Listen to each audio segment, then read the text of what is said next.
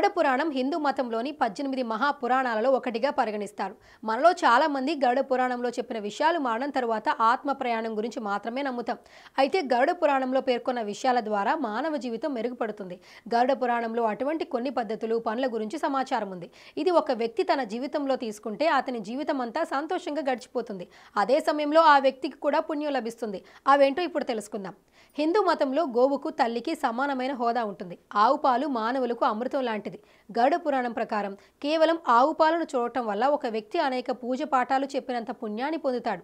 ఆవు తన గిట్టలతో నేలను గీరటాన్ని చూసిన వ్యక్తి ధర్మానికి భాగస్వామి అని గరుడ పురాణంలో చెప్పబడింది.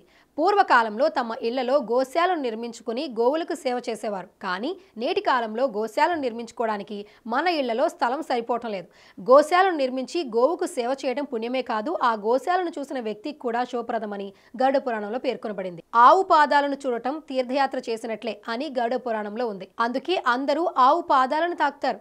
గోవు డెక్కలను చూస్తేనే పుణ్యం లభిస్తుందని చెప్పబడింది. హిందూ మతంలో పూజ సమయంలో గోమూత్రాన్ని శుద్ధి చేయడానికి ఉపయోగిస్తారు. ఆయుర్వేదంలో కూడా గోమూత్రాన్ని అనేక రకాల మందుల్లో ఉపయోగిస్తారు. గోమూత్రం చాలా పవిత్రమైనది. గోమూత్రాన్ని చూసినా పుణ్యం లభిస్తుందని గరుడ పురాణంలో ఉంది. పురాతన కాలం నుంచి ఆవు పేడను ఇంటి ప్రాంగణాన్ని కప్పడానికి ఉపయోగిస్తారు. దానితో చేసిన ఉత్పత్తులను పూజలు, శుభకార్యాలకు ఉపయోగిస్తారు. గరుడ పురాణం ప్రకారం ఇంటి ముందు ఆవు పేడ పెడితే అది ఆ ఇంటికి శుభసూచకం. ప్రాచీన కాలం నుంచి మానవ జాతి మొత్తం రైతులు పండించే ఆహారంపై ఆధారపడి ఉంది.